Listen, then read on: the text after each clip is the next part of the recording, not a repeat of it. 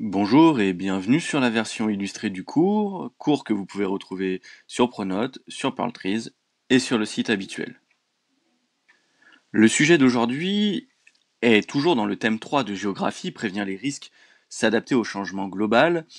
Nous allons voir ici dans ce nouveau chapitre comment prévenir les risques industriels et technologiques. La problématique qui va nous intéresser ici est la suivante. Comment les sociétés font-elles face aux risques industriels et technologiques? Dans cette première partie, nous allons voir que les risques sont en augmentation. Les risques industriels et technologiques sont liés aux activités des hommes.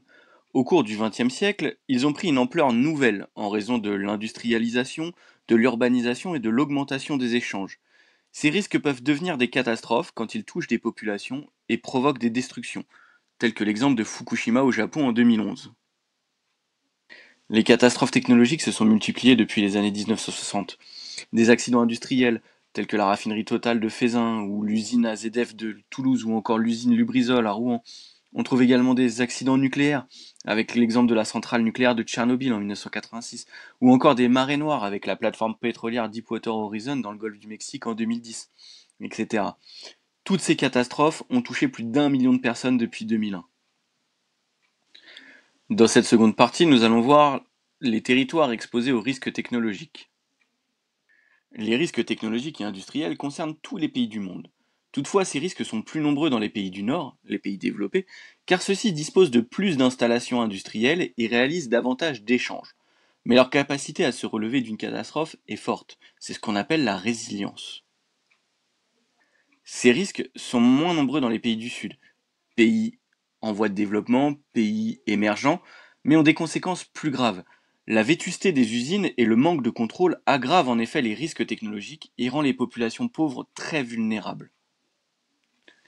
Pour limiter ces risques, et c'est ce que nous allons voir dans cette troisième partie, il est important de les prévenir. Ainsi, prévenir sert à être moins vulnérable.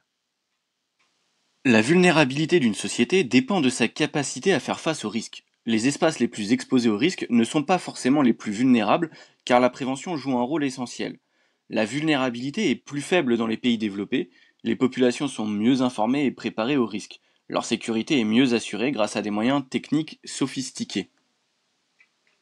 Dans les pays en développement, la pauvreté augmente la vulnérabilité.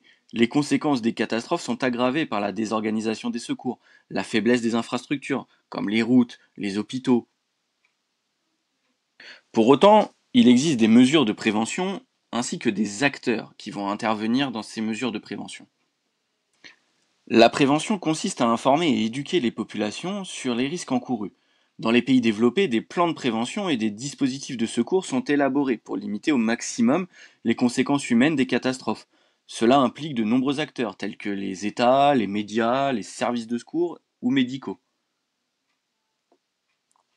En revanche, dans les pays en développement, l'analphabétisme, l'absence de règles de sécurité, le manque de moyens limitent fortement les politiques de prévention.